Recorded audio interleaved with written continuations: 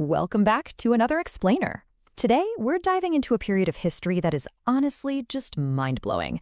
We're going to explore how the mid-first millennium BCE in India sparked an incredible intellectual disruption. And I don't use that word lightly. This completely redefined society, language, and our very understanding of the human soul. This wasn't just some minor shift in thinking. It was a total systemic overhaul of absolutely everything people thought they knew about their place in the universe. All right, here is our roadmap for today.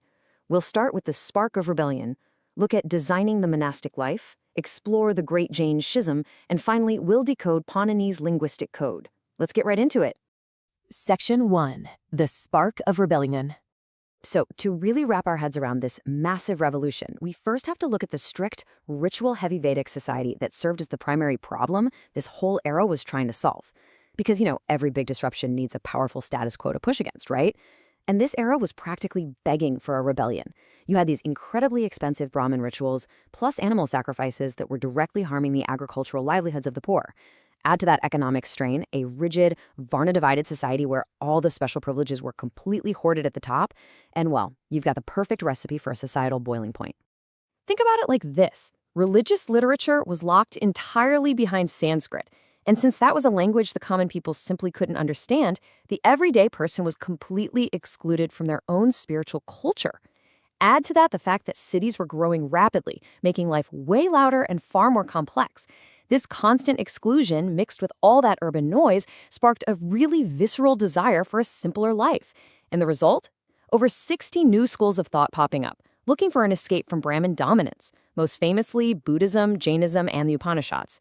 I mean, when the rules for a good life are locked behind a barrier you can't access, you're obviously going to go looking for alternatives. Actually, the very word Upanishad captures this shift perfectly. It derives from root words that literally translate to sit down near. Imagine that. Groups of students just gathering around, literally sitting down near a forest sage to learn age-old wisdom in a language they could actually understand. It was the ultimate democratization of knowledge. They essentially took religious philosophy completely out of the exclusive temples, brought it right into the quiet of the forests, and passed it directly from teacher to student. Okay, moving right along to Section 2, designing the monastic life. Now, here's an interesting problem. Society still needed to function, right? Even if half the population is suddenly searching for enlightenment, somebody still needs to farm. So they developed the 4 ashramas. This system systematically organized a human life from being a student all the way to an ascetic who gives up absolutely everything. It was such an elegant compromise, honestly. You didn't just abandon your social duties, you progressed through them. First, you learn. Then you marry and contribute to the community's survival. Only after you've checked off those material duties do you retreat to the forest to meditate and eventually shed all your worldly attachments in that final stage. It preserved the social order, but still gave people a fully sanctioned path to total spiritual freedom. A crucial part of this was what the followers of Buddha and Mahavira did. When they left home to seek the truth, they joined associations called sanghas. And in the Prakrit language, the terms for these monks and nuns, bhikkhus and bhikkhunis, literally translate to beggars. But here's the key takeaway. This wasn't just chaotic, random wandering. It was highly structured monasticism. You actually needed permission from your family or master just to join. They operated under very strict codes to ensure that even though they had stepped outside of normal society, they remained disciplined, acted as peace brokers, and relied entirely on the community's goodwill for their daily survival. Up next, Section 3, the Great Jain Schism. So as we know, even the most unified revolutions eventually fracture. For Jainism, a devastating 12-year famine in Magadh was the ultimate crucible. It forced a massive split, both physically and theologically. The group that migrated south to survive became the Digambaras, or sky-clad. They stuck to very strict, austere rules, including total nudity, and historically denied that women could achieve salvation, while also believing that fully omniscient beings didn't even need food. On the flip side, the Shvetambaras, who stayed behind in Magadh, adapted to the harsh circumstances. They relaxed their rules, opting for simple white clothes, accepting that omniscient beings still required food, and embracing a much more inclusive view, believing that women, like Mali, absolutely could achieve nirvana.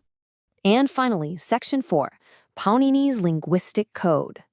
All right, we are doing a massive pivot here from spiritual algorithms straight into scientific ones. We're looking at a guy from ancient Gandhara who sparked a total revolution in language around the mid-first millennium BCE. His name was Panini. His original goal was just to save classical Sanskrit from corruption. But how he did it is what's insane.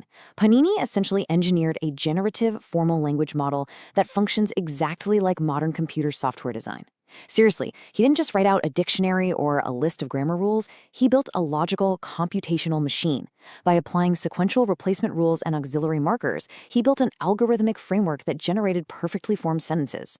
He literally anticipated modern theoretical computer science and the Turing machine by over 2,000 years. 3,959. That is the massive number of incredibly precise sutras or rules in his grammar. It is an algorithmic achievement so efficiently brief that you can recite the entire text end to end in just 2 hours. How? Well, Panini prioritized brevity over simple clarity. Because his society relied heavily on oral transmission, his code had to be completely mathematically compressed so scholars could easily memorize it. It functioned exactly like a zipped file on your computer today.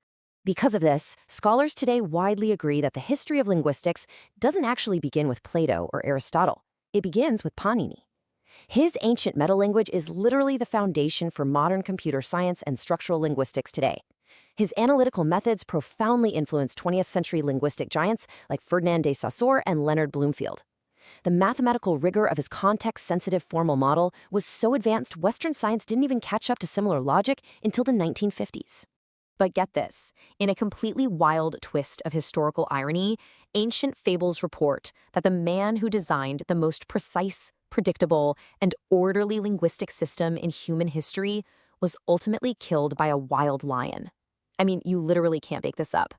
For a mind entirely dedicated to eliminating unpredictability and corruption from language, the raw, completely unscripted chaos of nature ultimately had the final say.